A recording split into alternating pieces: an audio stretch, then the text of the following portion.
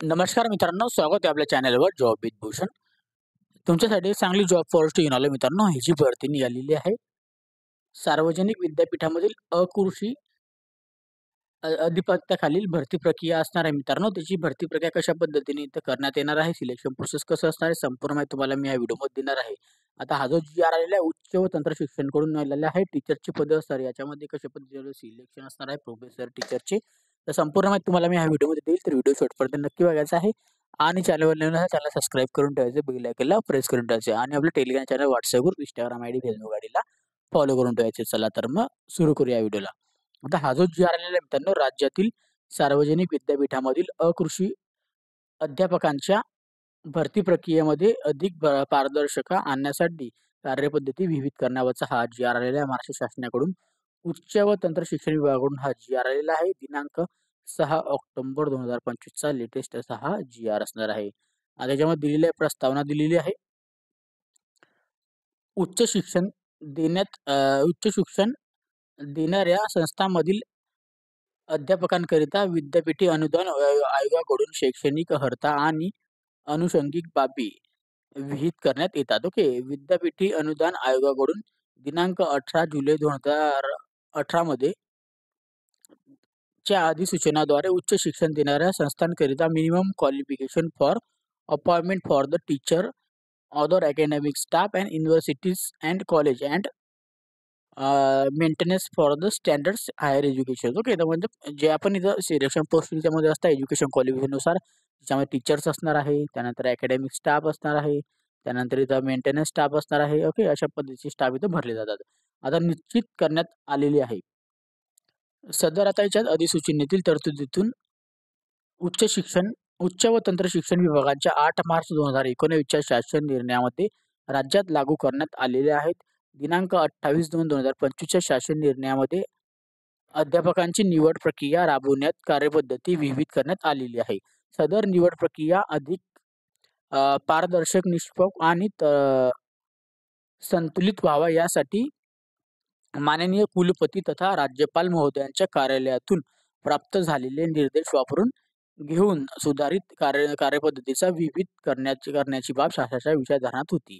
त्याच्यामध्ये दिलेला शासन निर्णय जे की आपण आता वाचून घेऊ. याच्यामध्ये राज्यातील सार्वजनिक विद्यापीठामधील अकृषी अध्यापकांच्या निवड प्रक्रियेसाठी शासन निर्णय दिनांक 28/2/2025 मध्ये विहित केलेल्या कार्यपद्धतीमध्ये सुधार करून सोबतच्या परिशिष्टामध्ये नमूद केलेली सुधारित आकृतीबंदी विहित करण्यात येत आहे. आता वरील कार्यपद्धतीनुसार राज्यातील सार्वजनिक विद्यापीठामधील अकृषी सध्या सुरू असलेली अध्यापकांची निवड प्रक्रिया पूर्ण करण्यास याद्वारे मान्यता देण्यात येत आहे. तसेच भविष्यात होणाऱ्या राज्यातील सार्वजनिक विद्यापीठामधील अध्यापकांची निवड प्रक्रियेमध्ये कार्यपद्धतींचा अंमल करण्यात यावा. ओके. अशा पद्धतीचा हा जी-आर आलेला आहे. याच्यामध्ये आता परिशिष्टामध्ये बघू आपल्याला काय दिलेलं आहे. आता परिशिष्ट दिलेला शासन निर्णयाचं 6 ऑक्टोबर 2025 सह पत्र दिलेलं आहे. याच्यामध्ये आता जी आहे requirement teachers and state public universities and non ॲग्रिकल्चरचे पोस्ट. ओके. याच्यामध्ये फॉलोइंग दिलेलं आहे. याच्यामध्ये सिलेक्शन प्रोसेसबद्दल आपल्याला ऑब्जेक्टिव्ह अँड इफेक्टिव्ह दिलेलं आहे. याच्यामध्ये आपल्याला वेट लिस्ट दिलेली आहे. अकॅडमिक्स, टीचिंग, रिसर्च क्रेडिटिंग्स अँड ATR मध्ये 75% वेट लिस्ट असणार आहे. इंटरव्ह्यूमध्ये आपल्याला 25% वेट लिस्ट असणार आहे. मेरिट लिस्टच्या पक्षी 100% होणार आहे. आता एक कॅन्डिडेटला इथं दिलेलं आहे की स्कोरिंग जो असणार 50% अबावच्या मध्ये पाहिजे आपल्याला. ओके. 50 पेक्षा जास्त इथे स्कोर पाहिजे ATR मध्ये. याच्यामध्ये 11 दिलेला आहे. इंटरव्ह्यू मध्ये आपण सिलेक्ट होऊ शकतो. ओके. त्याच्यानंतर इथे डिसाईड केलं जातं रेशोवर की कॅन्डिडेट्स इथं कॉल करायचा इंटरव्ह्यूसाठी का नाही वॅकेंट सीटनुसार. आणि त्याच्यानंतर आपल्याला असिस्टंट प्रोफेसर अँड असिस्टंट प्रोफेसरमध्ये आपल्याला जॉब भेटू शकते ना प्रोफेसरमध्ये. ओके. आता असिस्टंट प्रोफेसरचं क्वालिफिकेशन जे असतं अकॅडमिक टीचिंग अँड रिसर्च असतं. त्याच्यामध्ये कॅन्डिडेटसाठी 75% वेट लिस्ट दिलेलं आहे.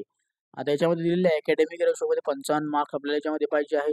जे की याच्यामध्ये दिलेले आहे आपल्याला the score for wait list academics record. Okay. त्याच्यामध्ये UG, PG, MPhil, MPhil, PhD. Okay. याच्यामध्ये दिलेलं आहे. टाइप ऑफ डिग्री, त्यानंतर युनिव्हर्सिटी फॉर कॅन्डिडेटिंग फॉर याच्यामध्ये डिग्री दिलेली आहे. त्यानंतर इन्स्टिट्यूट, त्यानंतर आपल्याला नॅशनल इम्पॉर्टन्स आपल्याला जे असणार आहे IIT, NIT, IISER, IIM. Okay. याच्याकडून आपल्या युनिव्हर्सिटीमधून आपली डिग्री झालेली असेल फॉरेन युनिव्हर्सिटीमध्ये. तर आपल्याला याच्या क्वालिफिकेशनमध्ये आपल्याला क्वालिफिकेशन जे असतात सिम्बॉल्स वगैरे, QS वगैरे, त्यानंतर टाईम हायर एज्युकेशन दिलेले आहे. ओके. असे आपल्याला याच्यामध्ये दिले आहे. रँकिंग वगैरे आपण 2000 रँकिंगमध्ये कधी येतो असाल ते कॉलेज वगैरे त्याच्यात दिलेले आहे. ओके, माहिती. ओके. हे आपण एकदा वाचून घ्या. त्यामध्ये स्कोर दिलेले आहे आपल्याला मित्रांनो, मार्क्स दिलेले आहे UG आणि PGमध्ये.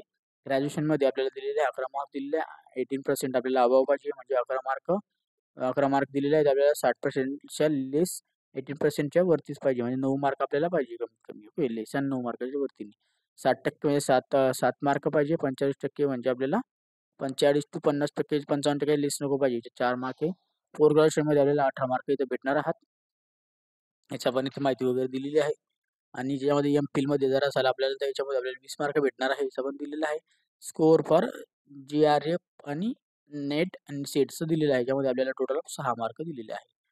टीचिंग एक्सपिरियन्समध्ये 5 मार्क भेटणार आहे आपल्याला. आणि त्याच्यानंतर आपल्याला research and असिस्टमेंट of research aptitude and आपली नॉलेज स्किलचे 15 मार्क याच्यामध्ये दिलेले आहे. जे की रिसर्च पब्लिकेशन म्हणजे 6 मार्क असणार आहे. बुक्स ऑथोराईड अँड IPR याच्यासाठी 6 मार्क दिलेले आहे. आणि 3 मार्क आपले अवॉर्ड्स वगैरे भेटले त्याच्यामध्ये दिलेलं आहे. जे की आपल्याला याच्यात बघून घ्यायचं सविस्तरपणे. त्याच्यानंतर असणार आहे असे असोसिएट प्रोफेसरमध्ये पण आपल्याला सेम असणार आहे. 75% आपल्याला याच्यामध्ये अकॅडमिक टीचिंगमध्ये मार्क असणार आहे. 45 मार्क दिलेले आहे UG, PG, MPhil, PhDमध्ये. त्यानंतर इथं ग्रॅज्युएशन लेवलमध्ये 5 मार्क. त्याच्यानंतर याच्यात आपल्याला पोस्ट ग्रॅज्युएशनमध्ये 15 मार्क. MPhil, PhDमध्ये 18 मार्क दिलेले आहेत. JER नेट सेटमध्ये आपल्याला 4 मार्क दिलेले आहे. टीचिंग एक्सपिरियन्समध्ये 5 मार्क आपल्याला भेटणार आहे. ओके. याच्यामध्ये दिलेलं आहे असिस्टमेंट आपल्याला रिसर्च आणि याच्यामध्ये आपल्याला 25 मार्क भेटणार आहे. त्याच्यामध्ये रिसर्च पब्लिकेशनचे 6 मार्क असणार आहे. त्यानंतर इथं बुक्समध्ये बुक्स अँड EMOOCमध्ये आपल्याला डेव्हलपमध्ये आपल्याला 8 मार्क भेटणार आहे. त्यानंतर डेव्हलपमेंट फॉर द याच्यामध्ये आपल्याला असणार आहे. याच्यामध्ये अवॉर्ड्समध्ये 3 मार्क असणार आहे. ओके. त्यानंतर PhD आपल्याकडे असेल, PhDमध्ये आपल्याला 3 मार्क भेटतील असंही सांगण्यात आलेलं आहे. 5 मार्क आपल्याला याच्यामध्ये R&Dमध्ये भेटणार आहे प्रोजेक्ट्समध्ये. ओके. आता प्रोफेसरमध्ये आपल्याला दिलेले 75% वेटलेस आपल्याला याच्यामध्ये दिलेलं आहे. 40 मार्क आपल्याला अकॅडमी रेकॉर्डनुसार भेटणार आहे. UG, PG, PhD आणि MPhilमध्ये. त्यानंतर ग्रॅज्युएशनचे इथे 7 मार्क भेटणार आहे. MPhil, PhDचे 7 मार्क भेटणार आहे. पोस्ट ग्रॅज्युएशनचे 13 मार्क भेटणार आहे. आणि GRF नेट सेटचे आपल्याला 3 मार्क भेटणार आहे. ओके. टीचिंग एक्सपिरियन्सचे 5 मार्क भेटणार आहे आपल्याला. ओके. त्यानंतर असिस्टमेंट रिसर्चमध्ये आपल्याला इथं 30 मार्क दिले जाणार. त्या रिसर्च पब्लिकेशनचे 6 मार्क असतात.